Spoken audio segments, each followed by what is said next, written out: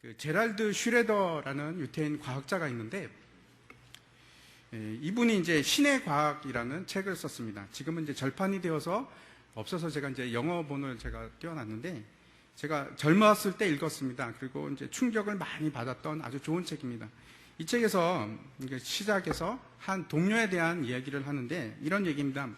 그 동료 과학자가 이런 말을 합니다. 나는 60이 넘어서 이제 내가 얼마만큼 시간이 남아있는지를 생각하게 되었다 하는 말을 합니다. 아마 여기 계신 분들 중에서도 공감이 가시는 분들이 있을 걸로 생각을 합니다.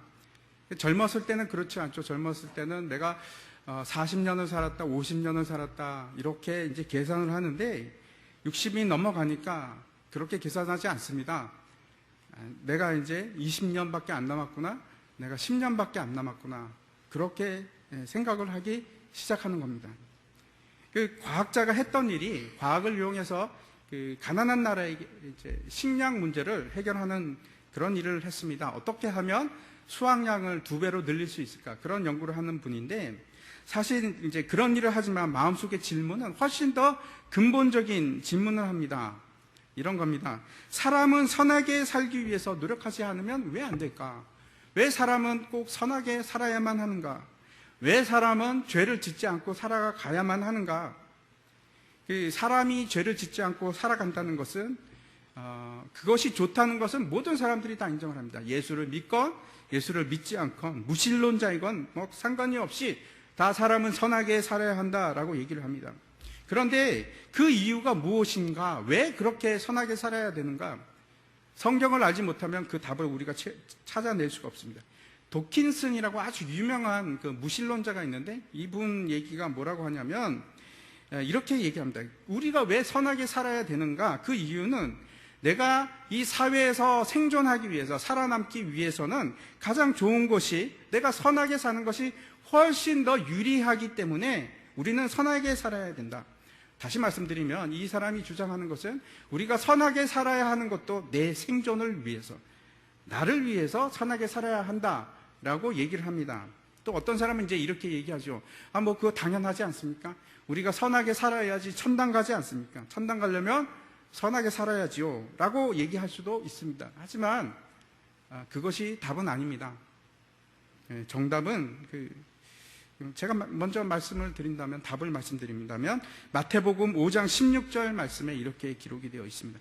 이같이 너희 빛이 사람 앞에 비치게 하여 그들로 너희 착한 행실을 보고 하늘에 계신 너희 아버지께 영광을 돌리게 하라. 착한 행실을 보고 하늘에 계신 너희 아버지께 영광을 돌리게 하라 라고 분명하게 얘기를 하고 있습니다. 목적이 이것입니다. 1894년에 마이클슨이라는 사람이 있었는데, 그 과학자입니다. 물리학 과학자인데, 그 근본적인 이 사람이 뭐라고 이제 주장을 하냐면, 그때 1894년에 이 세상의 모든 법칙은, 물리적인 법칙은 다 발견이 되었다라고 선언을 합니다. 그런데 1894년입니다, 그때가. 근데 채 10년이 못 돼서 이 사람의 그 선언이 여지없이 박살이 납니다. 누구 때문에 박살이 나냐면, 새로운 놀라운 물리학적인 발견을 하는데, 그것이 아인슈타인의 상대성 이론입니다. 저분이 이제 아인슈타인인데 젊은 때의 모습이죠. 아주 유명한 공식이 있습니다. E는 MC 제곱이라는 그 공식입니다. 특수상대성 이론으로부터 시작해갖고 나온 공식인데, 저것이 완전히 세상의 패러다임을 바꿔버립니다. 그 이전하고 그 이후가 구분이 될 정도로 놀라운 그 변화가 있습니다. 사람의 생각의 변화가 있습니다. 이런 겁니다. 에너지로부터, 에너지가 물질이 될 수 있다는 것이 저 공식 속에 들어가 있습니다. 에너지는 물질이다 하는 것입니다. 저기서 다시 물질은 에너지가 될 수 있고, 그래서 저기서부터 원자폭탄이 만들어지는 이론적인 원리를 제공을 합니다. 뭐가 되냐면, 무에서부터 아무것도 없는 데서 물질이 만들어지는 것이 가능하다는 놀라운 패러다임의 변화가 생기는 겁니다. 이제 이 사실을 알아냈는데, 사람이 인류 역사상 이 사실을 알기까지 수천 년이 걸렸습니다. 물질은 물질로부터 나온다고 생각을 했는데 아니다. 아무것도 없는 상태에서 물질이 나올 수 있다 하는 것이 이 아인슈타인의 E는 MC 제곱이라는 방정식입니다. 그런데 이것으로 통해서 물질과 비물질의 경계가 허물어지기 시작했습니다. 제가 왜 이런 얘기를 하냐면 철학자 임마누엘 칸트, 여러분 잘 아시죠? 이 사람이 아주 의미심장한 얘기를 했습니다. 제가 한번 읽어보겠습니다. 내 마음속에는 두 가지가 있어서 나로 하여금 놀라움과 경외로움을 갖게 한다. 첫 번째 하나는 내 위에 하늘에 반짝이는 별들이 그렇고, 별들이 그렇게 나에게 놀라움과 경외로움을 가지게 한다는 겁니다. 그리고 또 한 가지는 내 안에 도덕법칙이 그것들이다 라고 얘기합니다. 별들하고 도덕법칙이 여러분, 물질과 비물질이 어떤 관계가 있을까? 네, 관계가 있습니다. 제가 오늘 말씀드리려고 하는 주제가 바로 이 임마누엘 칸트가 정확하게 지금 얘기하고 있는 저것이 오늘 말씀의 주제입니다. 하늘의 광명체와 내 안에 선한 행위와 선한 선행과 어떤 관계가 있는가? 하늘에 반짝이는 별들과 내 안에 도덕 법칙이 다른 걸까? 여러분 어떻게 생각합니까? 다르다고 생각하셨죠? 아닐 수 있습니다. 같을 수 있습니다. 오늘 말씀을 잘 들어보시기 바랍니다. 창조의 첫째 날에 하나님께서 빛이 있으라 라고 하심으로 이제 빛이 창조가 되었는데 그 빛은 어떤 빛이냐면 광원입니다. 그 빛 그 자체가 빛입니다. 그런데 그 빛 자체가 에너지가 되고 그 에너지가 다시 물질로 바뀝니다. 그것이 현대과학이 지금 얘기하고 있는 것인데 첫째 날의 빛은 빛 그 자체를 말하는 것이고 광원입니다. 그런데 오늘 본문의 14절을 제가 한번 읽어보겠습니다. 그 빛은 하나님이 이르시되 하늘의 궁창에 광명체들이 있어 낮과 밤을 나누게 하고 그것들로 징조와 계절과 날과 해를 이루게 하라 이렇게 되어 있습니다. 빛이라는 것과 빛을 내는 해, 달 이런 것은 전혀 다른 개념입니다. 그렇죠? 첫째 날은 빛이 창조되었고 넷째 날은 빛이 창조된 것이 아니고 그 광원체가 만들어집니다. 히브리어로 빛을 오르라고 합니다. 오르라고 하고 그 다음에 광명체는 여기서 히브리어 적혀 있는데 마오르라고 합니다. 똑같은데 마자만 틀립니다.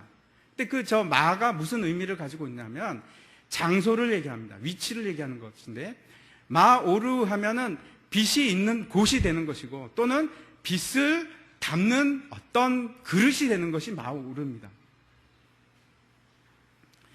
하늘에 이제 궁창에 하나님께서 마오르들이 있어라. 그리고 나서 15절에 보면은 그 목적을 얘기하시는데 뭐라고 하시냐면 광명체들이 하늘의 궁창에 있어 땅을 비추라 이렇게 얘기하고 있습니다.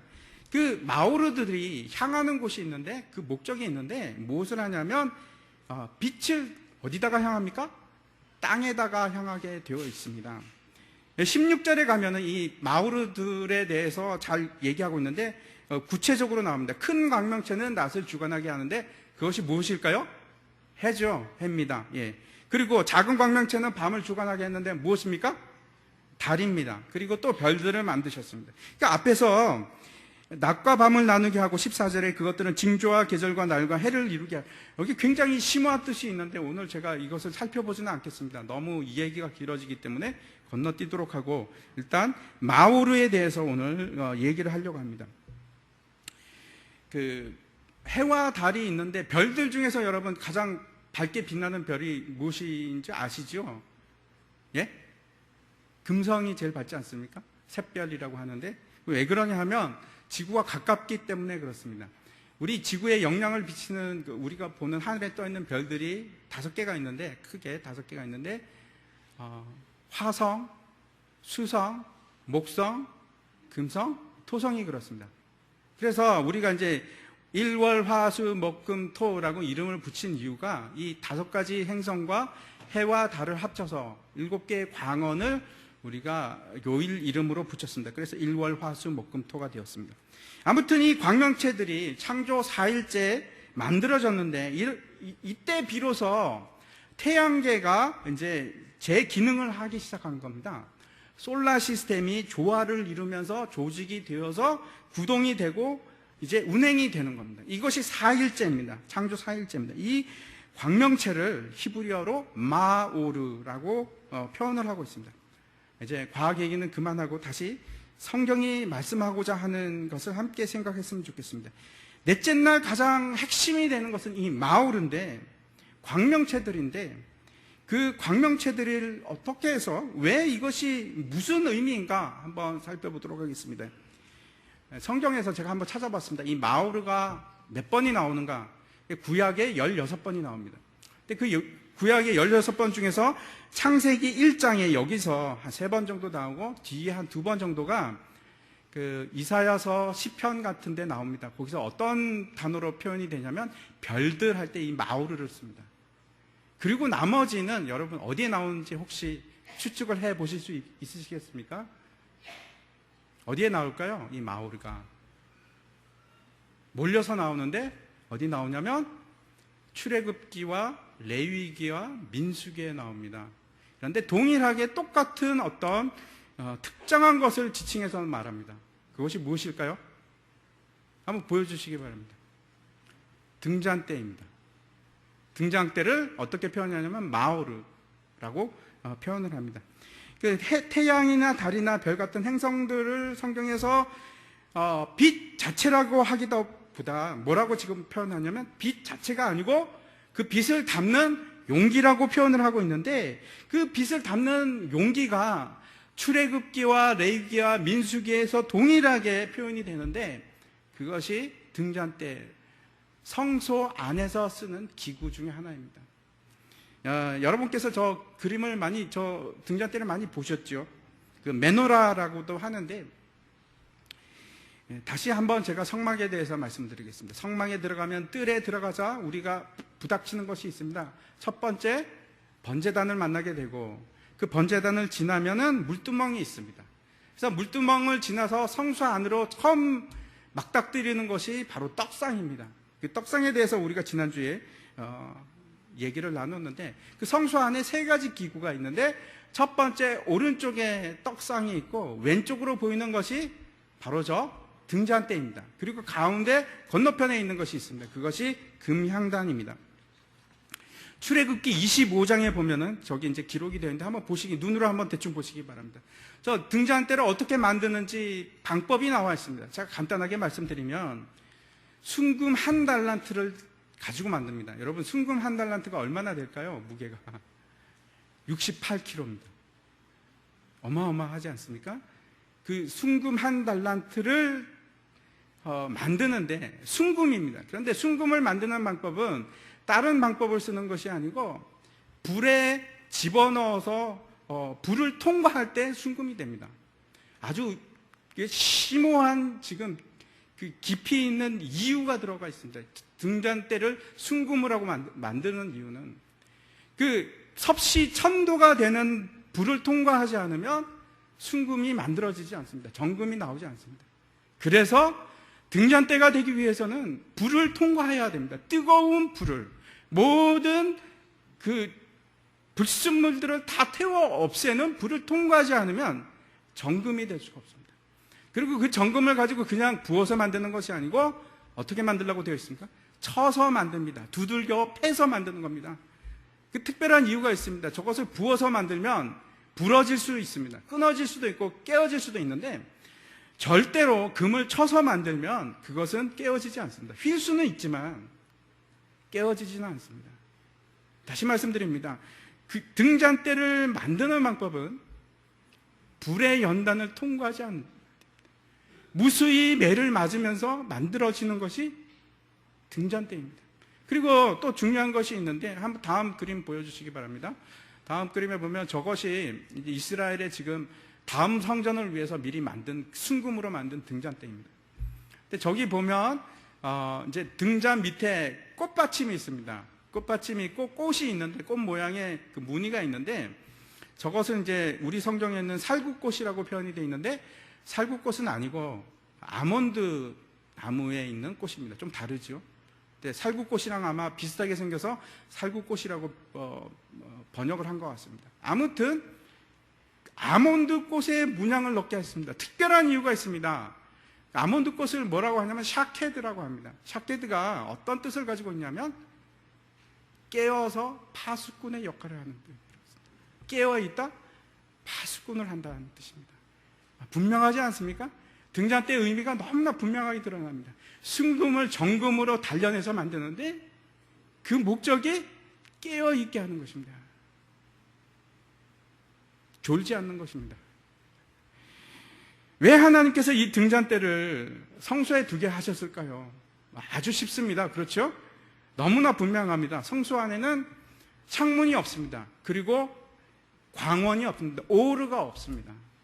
그래서 저 등잔대 7개가 있는데 등잔대 7개가 성소 안을 다 비치는 것뿐만 아니고 그 빛이 휘장 사이의 틈새를 이용해서 안으로 들어가서 지성소까지 비치게 됩니다. 그것이 이 등잔대의 존재 이유입니다. 이 등잔대는 여러분 24시간, 하루 24시간 365일 계속 켜져 있어야 됩니다. 절대로 꺼져서는 안 됩니다. 반드시 켜져 있어야 됩니다. 그것이 마우르입니다. 오늘 이제 하늘에 이제 해와 달과 별들을 두신 이유를 보고 있는데 어두운 땅을 밝히기 위해서, 비추기 위해서 그것들이 마우르들이 존재하는데 성소 안에 마우르가 있습니다. 똑같이 존재하는 이유도 마찬가지입니다.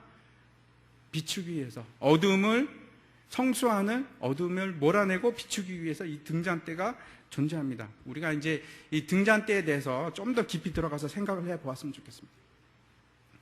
요한복음 8장에 가면 그 가늠하다 잡혀온 여자 이야기가 나옵니다. 예, 저 그림에 보이시죠?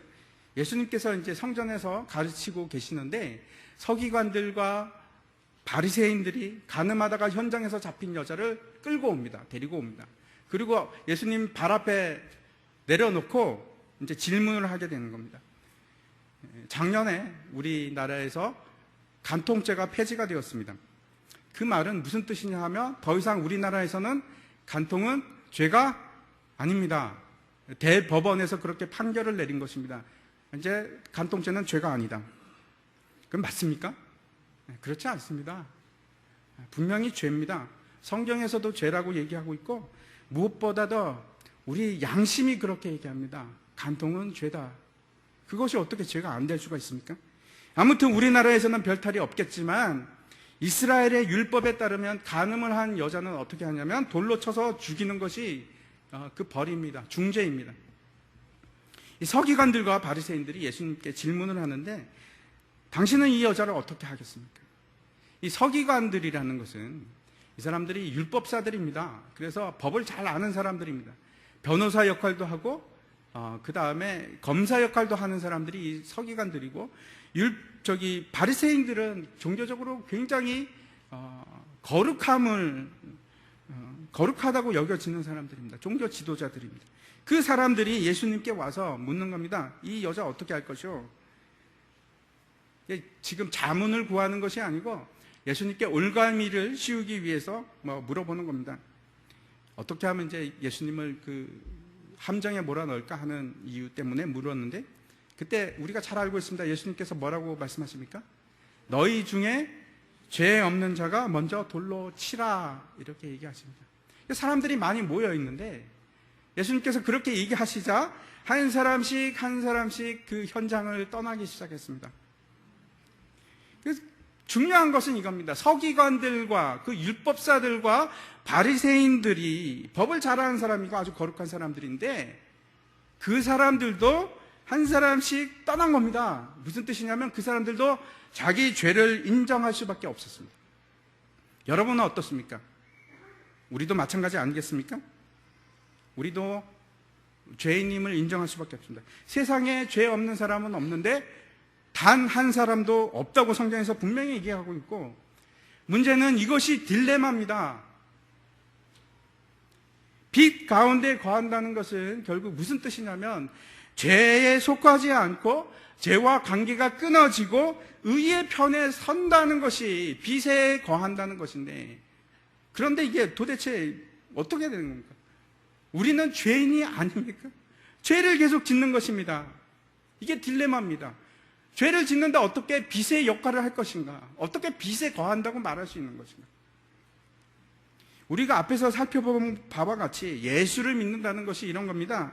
우리 대신 예수님께서 속죄물로 번제단에서 희생하시고 그 대가를 통해서 우리가 법정에서 무죄 선고를 받는 겁니다. 땅. 당신은 이제 더 이상 죄 없어. 예수가 대신 죄값을 치렀기 때문에 당신은 무죄야. 그것이 창조의 첫째 날의 의미입니다. 빛이 있으라 하는 창조의 첫째 날의 의미고, 그리고 나서 그 번제단을 지나서 세례를 받은 그 물두멍으로 나아갑니다. 세례를 받는 것인데, 다시 말씀드려서 우리가 죽는 경험을 하는 것입니다. 영적인 죽음입니다. 영적인 죽음을 가지고 어떻게 하냐면 세상과 이제 완전히 구별되기로 작정하기 시작한 겁니다. 그래서 어떤 일이 일어나면 둘째 날 윗물과 아랫물이 나뉘는 경험을 하게 되는 것입니다. 그것이 창조의 둘째 날입니다. 그리고 지난주에 우리가 육체의 양식에 대해서 우리가 배웠는데, 우리는 이제 성소로 들어가면서 영적인 양식을 먹어야 하는 사람으로 바뀐 겁니다. 더 이상 우리의 육체의 그 양식이, 우리의 음식이 우리를 먹여 살릴 수 있는 것이 아니고, 우리를 먹여 살리기 위해서는 영적인 양식이 계속해서 공급이 되어야 됩니다. 이것이 창조의 셋째 날입니다. 그래서 뭐라고 하냐면 씨 있는 식물을 먹으라고 합니다. 씨 있는 식물. 다른 것을 먹는 것이 아니고 씨가 있는 식물을 먹는 사람이 되는 것입니다. 그런데 문제는 세상과 완전히 끊어지고 죄를 더 이상 범하지 않으면 얼마나 좋겠습니까? 그렇게 되었으면. 그런데 그렇지 않다는 겁니다. 다시 죄에 속한 자가 되고 다시 죄를 범할 수밖에 없는 그 혼란스러운 상황이 되어버리는 겁니다. 여러분도 같은 경험을 하지 않습니까? 로마서 7장에 뭐라고 기록하고 있는지 한번 보도록 하겠습니다. 같이 한번 읽어보도록 하겠습니다. 시작. 그러므로 내가 한 법을 깨달았노니 곧 선을 행하기 원하는 나에게 악이 함께 있는 것이로다. 내 속사람으로는 하나님의 법을 즐거워하되 내 지체 속에서 한 다른 법이 내 마음의 법과 싸워 내 지체 속에 있는 죄의 법으로 나를 사로잡는 것을 보는도다. 오라, 나는 곤고한 사람이로다. 이 사망의 몸에서 누가 나를 건져내랴. 여러분 잘 들으시기 바랍니다. 누구나 다 이 사도 바울과 같은 똑같은 경험을 합니다. 사도 바울만 이런 경험을 한 것이 아니고 우리도 하고, 우리가 예수 믿고 바로 천국으로 가거나 예수 믿고 더 이상 죄와는 완전히 단절된 삶을 살아간다면 얼마나 좋겠습니까? 그런데 현실은 그렇지 않습니다. 여전히 우리가 육체 가운데 살아가야만 하고, 그래서 죄를 짓는 겁니다. 그리고 또 좌절하고 일어서는데 또 실패하고 또 좌절하고, 이것이 계속되는 겁니다. 만약에 여러분도 사도 바울과 같이 이런 고민 가운데 있다면 여러분이 희망이 있는 겁니다. 좌절하지 마시기 바랍니다. 이 고민한다는 자체가, 이 문제로 고민한다는 자체가 여러분과 저에게 소망이 있다는 뜻입니다. 그래서 하나님께서 우리에게 창조의 넷째 날을 주셨습니다. 이것이 하나님께서 계획하신 창조의 넷째 날의 분명한 계획입니다. 다시 그 가늠한 여자로 돌아가서 한 사람씩 이제 떠나기 시작하자 예수님께서 아주 중요한 말씀을 하십니다. 요한복음 8장을 같이 한번 보도록 하겠습니다. 너무나 중요한 말씀인데 이것도 같이 한번 읽었으면 좋겠습니다. 같이 읽겠습니다. 시작. 예수께서 일어나사 여자 외에 아무도 없는 것을 보시고 이르시되, 여자여, 너를 고발하던 그들이 어디 있느냐? 너를 정죄한 자가 없느냐? 대답하되 주여 없나이다. 예수께서 이르시되 나도 너를 정죄하지 아니하노니 가서 다시는 죄를 범하지 말라 하시니라. 예수께서 또 말씀하여 이르시되 나는 세상의 빛이니 나를 따르는 자는 어둠에 다니지 아니하고 생명의 빛을 얻으리라 라고 말씀하십니다. 예수님께서 너무나 중요한 두 가지를 말씀하셨는데 11절에 이렇게 말씀하십니다. 나도 너를 정죄하지 아니하노니 가서 다시는 죄를 범하지 말라. 가서 다시는 죄를 범하지 말라. 아니, 이게 가능한 말입니까? 여러분 어떻게 생각하십니까? 이 여자가 가서 더 이상 죄를 범하지 않았을까요? 여러분 어떻게 생각하십니까? 저는 또 죄를 범했다고 생각을 합니다. 그런데 예수님께서 왜 이런 말씀을 하셨을까요? 다시 죄를 범하지 않는 것이 도대체 가능한 것인가? 예수님께서 이렇게 명령을 하시는 것은 무슨 뜻이냐면 가능하기 때문에 이렇게 말씀을 하시는 것입니다. 예수님께서 불가능한 것을 우리에게 명령하셨을까요? 그렇지 않습니다. 가능하기 때문에 말씀하신 것입니다. 그러면서 계속 이어서 12절에서 무슨 말씀을 하는지 한번 다시 보시기 바랍니다. 나는 세상의 빛이니 나를 따르는 자는 어둠에 다니지 아니하고 생명의 빛을 얻으리라. 너무나 놀라운 말씀을 하시는데 이런 겁니다. 나는 세상의 빛이다. 나는 세상의 오르다. 내가 오른데 나를 따르기 시작하면, 그래서 우리가 중요한 것이 어떻게 하면 예수를 따르는 것을 알아야 합니다. 다시 말씀드려서 함께 하기 시작하면 예수님께서 빛이시기 때문에, 어둠이 전혀 없으시기 때문에 우리는 죄를 범할 수가 없는 겁니다. 같이 있으면. 빛 가운데 있기 때문에 어둠에 있을 수가 없는 것입니다. 그러면 그 예수님과 함께하는 것이 우리 역시 빛 가운데 있고 죄를 범하지 않는 것이 뿐만 아니라, 예수님께서 더 중요한 말씀을 하시는데 뭐라고 하십니까? 우리 역시 생명의 빛을 얻게 된다는 것입니다. 다시 말씀드려서 예수님이 오르신데 우리가 뭘 되게 하냐면 광명체, 마오르가 되게끔 하겠다는 겁니다. 우리에게 마오르를 주시겠다는 겁니다. 우리가 마오르가 되어서 그 다음에 광명체가 돼서 빛을 발하기 시작하는 겁니다. 마태복음 5장에 가면 동일한 말씀을 하시는데 제가 한번 읽어보도록 하겠습니다. 너희는 세상의 빛이라. 산 위에 있는 동네가 숨겨지지 아니할 것이요 사람이 등불을 켜서 말 아래 두지 아니하고 등경 위에 두나니 이러므로 집안 모든 사람에게 비치느니라. 이같이 너희 빛이 사람 앞에 비치게 하여 그들로 너희 착한 행실을 보고 하늘에 계신 너희 아버지께 영광을 돌리게 하라. 예수님께서 우리에게 뭐라고 말씀하시냐면 너희는 세상의 빛이라. 너희는 마오르야. 너는 세상의 마오르야. 네가 바로 세상의 광명체야. 그러면서 무슨 문제를 얘기하시냐면 등불을 켜면은 그것을 말 아래 두겠니 아니면 등경 위에 두겠니? 이 문제를 얘기하십니다. 두 가지 종류의 사람이 있습니다. 불을 가지고 말 아래에 집어넣어서 꺼버리는 사람이 있고, 그리고 등경 위에 두는 사람이 있습니다. 우리가 등불을 켜는 이유가 무엇입니까? 어둠을 밝히기 위해서, 보기 위해서. 빛의 역할 자체가 그런 것입니다. 밝혀서 보이게 하는 역할을 하는데 지금 이런 말씀을 하시는 분들, 많은 사람들이 도대체 어떻게 된 것인지, 빛이 왔는데, 어둠의 빛이 왔는데 그거를 말이 무엇인지 아시죠? 그 곡식을 대는 그 측정하는 나무로 된 기구지 않습니까? 근데 그 말로 덮어서 그냥 꺼버리는 겁니다. 그 불을. 한번 생각해 보시기 바랍니다. 왜 꺼버렸을까요? 그 사람들은. 첫 번째 제가 생각해 보니까 아마 불이 깜깜해야 잠이 오니까. 잠을 자기 위해서 그랬을지도 모르겠습니다. 등잔대에 아까 제가 말씀드렸죠? 그 살구꽃, 알몬드 꽃이 있는데 그것이 뭐냐면 샤케드, 깨어 있어라, 파수꾼이 되어라. 자면 안 됩니다. 그런데 자기 위해서 등불을 껐는지도 모르겠습니다. 또 하나가 이유가 있을 수 있습니다. 빛이 싫어서, 체질적으로 빛이 싫어서. 만약에 사람이 이 빛의 가치가 무엇인지 안다면 등경 위에 둘 것이고, 나는 저런 빛은 필요 없어, 나한테는 무익해 한다면 그냥 꺼버릴 겁니다. 모든 사람들이 무언가를 찾고 있습니다. 어둠 가운데서 더듬거리면서 무엇을 찾는지 아십니까?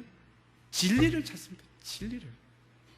그 어두운 가운데서 난 빛이 필요 없어, 내가 그냥 더듬거리며 찾을 수 있어. 그리고 계속 찾고 있습니다. 그런데 빛 대신 예수님께서 오셨는데, 그 빛 대신 예수님께서 오셔서 그냥 그 빛으로 계셨다가 그냥 가신 게 아니고 우리에게 뭘 주시냐면 너희가 생명의 빛이라, 너희가 세상의 빛이라, 너희가 바로 마오르야. 그러면서 그 광원을 우리 가슴 속에 주신 것입니다. 그래서 우리가 그 빛을 담고 있는 빛의 용기가 된 것입니다. 등잔이 된 것입니다. 그래서 이 땅에 빛을 비추는 겁니다. 기억하시기 바랍니다. 너희는 세상의 빛이라고 할 때 우리가 스스로 빛을 내는 것이 아니고 오르를 담는 그릇이 되어서 우리가 하는 것은 마치 반사경처럼 그 빛을 비추는 겁니다. 내 빛을 비추는 것이 아니고 누구의 빛이요? 예수 그리스도의 빛을 비추는 겁니다. 그것이 마오르의 역할입니다. 문제는 그 마오르가 되었는데, 우리가 그 마오르가 되었는데 다시 빛이 꺼져버리고 또 꺼져버리고 그런 일이 계속해서 생기는 것입니다. 다시 어둠 속에 모든 것이 캄캄해지고 다시 죄 가운데 거하고 켰는데 또 꺼지고 켰는데 또 꺼지고. 여러분, 불이 꺼지는 이유가 무엇이라고 생각하십니까? 마태복음 25장에 가면 거기에 대해서 얘기를 합니다. 똑같은 그 등불 얘기를 하는데 신랑을 맞이해야 되는 10처녀가 있습니다. 10처녀가 신랑을 기다리고 있는데 모두가 등불을 가지고 있습니다. 그런데 미련한 5처녀는 결정적인 실수를 합니다. 어떤 실수였습니까? 기름이 없습니다. 기름이 없으면 불은 꺼져갑니다. 문제는 그겁니다. 기름이 있느냐 없느냐. 기름이 있으면 계속해서 그 등불은 빛을 발할 것이고, 기름이 없으면 꺼질 수밖에 없습니다. 기름이 있느냐 없느냐에 따라서 지금 신랑과 혼인잔치에 들어갈 수 있느냐 없느냐가 결정이 됩니다. 먼저 기름이 왜 필요한지 한번 생각해 보십시오. 당연히 기름은 등에 채워져야 하고, 그래서 빛을 내기 위해서 필요한 것입니다. 기름이 있으면 불을 켤 수가 있고, 그 불이 켜지면 세상을 비출 수가 있는 것입니다. 다시 성막으로 돌아가겠습니다. 성막 안으로 돌아가서 성막 안에는 정금으로 만든 연단을 받아서 두들겨 맞고 패고 또 변형이 돼서 자기의 본질이 바뀌어서 이제는 정금으로 만들어진 쳐서 늘려서 된 등잔대가 있습니다. 그 7등대를 밝히는 불이 필요한데, 그 불이 켜지면은 성소를 환하게 비칠 뿐만 아니고 심지어는 지성소까지 그 빛이 들어가게 됩니다. 등잔으로 빛을 내게 하는 기름에 대해서 잘 설명하는 곳이 있습니다. 그것이 스가랴서입니다. 스가랴서 4장 2절에서 3절을 제가 읽어보도록 하겠습니다. 그가 내게 묻되 내가 무엇을 보느냐? 내가 대답하되 내가 보니 숭근 등잔대가 있는데 그 위에는 기름 그릇이 있고 또 그 기름 그릇 위에 7등잔이 있으며 그 기름 그릇 위에 있는 등잔을 위해서 7관이 있고 그 등잔대 곁에 2 감람나무가 있는데 하나는 그 기름 오른쪽에 있고 하나는 그 왼쪽에 있나이다 하고, 이 전체 그림을 제가 옛날에 한번 보여준 적인데 다시 한번 보여주시기 바랍니다. 등잔대가 있고 그 뒤에 감람나무 2그루가 있습니다. 2그루가 있는데 이것이 의미하는 바가 있습니다. 하나는 왕직을 의미하는 것이고 하나는 대제사장직을 말합니다. 왕직과 대제사장직을 온전케 하신 분이 있습니다. 누구십니까? 예수 그리스도십니다. 예수 그리스도를 통해서 저 감람나무에서부터 기름이 흘러나오기 시작하는데 그 흘러나오는 기름으로 7등에 등불이 켜지는 것입니다. 스가랴 4장 6절을 제가 읽어보겠습니다. 그가 내게 대답하여 이르되 여호와께서 스룹바벨에게 하신 말씀이 이러하니라. 만군의 여호와께서 말씀하시되 이는 힘으로 되지 아니하며 능력으로 되지 아니하고 오직 나의 영으로 되느니라. 너희 힘으로 될 것 같으냐? 안 돼. 네 능력으로 될 것 같아? 안 돼. 오로지 유일한 방법은 성령으로 가는 거예요. 성령으로 가는 거예요. 이 성소와 성막을 비추는 것이, 하나님의 영광을 드러내는 빛이 되는 것이 우리 힘으로 되는 것이 아니고 우리의 능력으로 되는 것이 아니고 타고난 습성으로 되는 것이 아니고 내 노력으로 되는 것이 아닙니다. 여러분, 죄를 이기는 것이 내가 절제하고 내가 어떻게 함으로 되는 것이 아니라니까요. 불가능합니다. 절대로 불가능합니다. 뭐라고 하십니까? 오직 나의 영으로만 된다고 얘기를 하십니다. 다시 말씀드려서 예수님을 통해서 성령의 기름이 나에게 전달이 돼서 내 속을 채우지 않으면 나에게 빛이 나오질 않습니다. 등잔을 통해서 어둠을 물리치고 빛을 발하는 것은, 여러분, 아까 요한복음 우리 8장을 읽었지 않습니까? 예수님께서 뭐라고 하십니까? 그것이 나를 따르는 일이 되는 것입니다. 나를 따르는 일. 예수님께서 우리에게 보내신 성령을 통하지 않고서는 우리가 빛을 낼 수 있는 방법이 없습니다. 우리가 기름을 가졌다는 것이 그런 것입니다. 성령을 가졌다는 것이 그렇습니다. 이제는 새롭게 재창조되는 것입니다. 모든 것이 달라지기 시작합니다. 여러분, 삶의 목표가 달라집니다. 성령이 내 속에 주입이 되기 시작하면서 내 삶의 목표가 달라지고 내 생활이 바뀌고 내 삶의 가치관이, 그전에는 그런 생각 한 적이 없는데 가치관이 달라지는 겁니다. 내 목적이 옛날에는 대통령이 되는 것이었는데 이제는 그런 것이 너무나 우습게 보이는 겁니다. 내 목적이 뭘로 바뀝니까? 어떻게 하면 내가 하나님을 영화롭게 하지? 내가 어떻게 하면 하나님을 영화롭게 할까? 그렇게 바뀌는 겁니다. 놀라운 변화 아닙니까? 정말 재창조가 여러분 속에서 일어납니다. 무엇으로? 성령으로. 우리의 힘이나 능력으로 그런 일이 절대로 일어나지 않습니다. 예수 그리스도를 통해서 성령이 들어오지 않으면 그 일은 불가능합니다.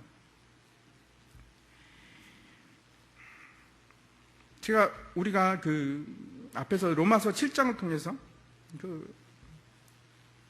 지속되는 죄에 대한 좌절을 맛보는 것을 우리가 얘기를 했었는데, 8장으로 가면은 로마서 8장으로 가면 그 해답이 나옵니다. 제가 한번 읽어보겠습니다.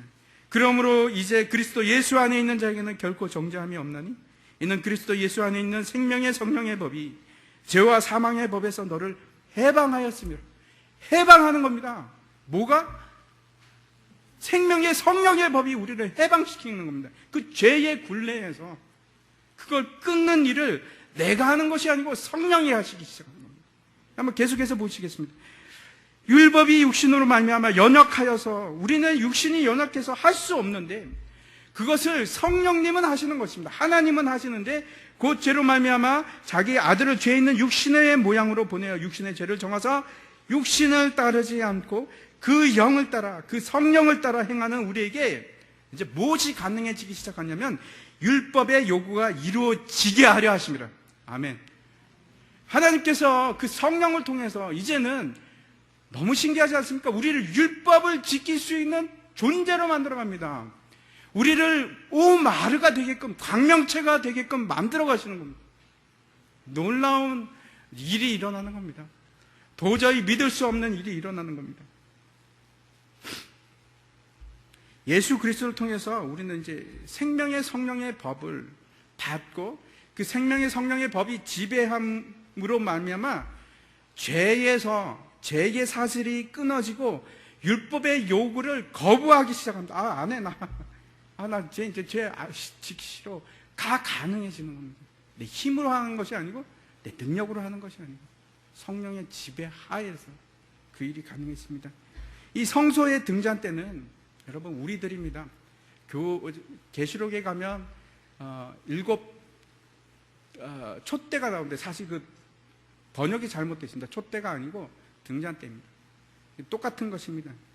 우리가 빛을 내는 광명체가 되어서 빛을 발하기 시작하고 우리가 더 이상 어둠 속에 속하는 것이 아니고 빛을 반사해내는 마오르가 되기 시작하는 것입니다. 그 기름이 성령으로 말미암아 그 성령이 우리에게 공급될 때 그 일이 일어납니다. 이제 제가 지난주와 이번 주까지 해서 2번에 걸쳐서 성소의 생활에 대해서 우리가 배웠습니다. 여러분, 첫 번째 무엇이었습니까? 성소 생활은 생명의 떡을 지속적으로 공급받는 것입니다. 말씀을 이제 여러분 드셔야 됩니다. 드셔야 됩니다. 말씀을 먹으십시오. 그리고 이제 무엇을 하기 시작하냐면 이제 죄와 싸움을 시작하셔야 됩니다. 죄와 싸우기 시작하는데 피 흘리기까지 싸우십시오. 피 흘리기까지 싸우십시오. 혹시 지금까지 죄와 안 싸우신 적 분은 계십니까? 그냥 적당히 타협하고 그래 나는 그런 인간이야. 나는 안 돼. 그게 아니고 성소의 생활을 시작한다는 것은 이제 싸우기 시작하는 겁니다. 피 흘리기까지. 피가 납니다. 힘듭니다. 처음에는 10번 싸워서 10번 다 질 수도 있습니다. 그런데 이제 싸우기 시작하면서 근력이 생기고 성령을 의지하기 시작하면서 내가 10번 싸워서 5번을 이기네. 어떻게 된 거지? 옛날에는 내가 10번 싸우면 100점 100패를 했는데 이제는 5번을 이기네. 시간이 지나면서 아니 어떻게 된 건지 이제 10번을 싸웠는데 2번만 지키고 내가 8번을 이기네. 승률이 올라가기 시작하는 겁니다. 그것이 성수의 삶입니다. 두들겨 패서 맞아가면서 정금이 되어가면서 오마르가 되어가는 것입니다. 광명체가 되어가는 것입니다.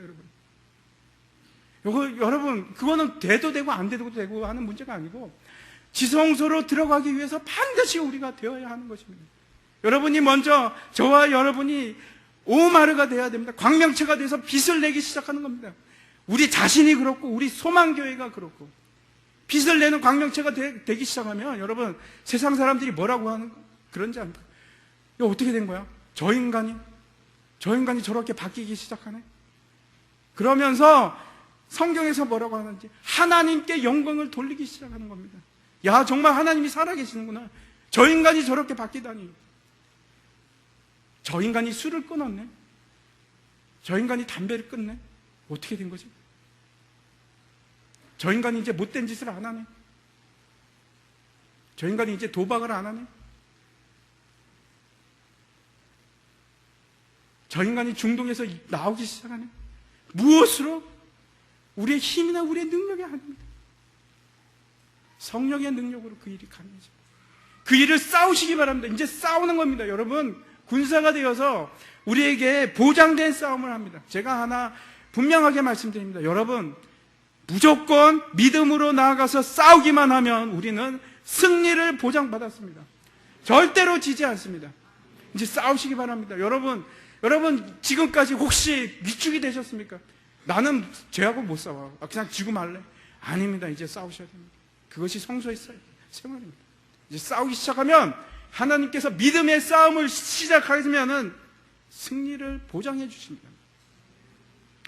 흔들리지 마시고 이제 2번째까지 우리가 보았습니다. 떡상을 보았고 이제 등장대를 보았습니다. 성소의 생활을 이제 시작하시기 바랍니다.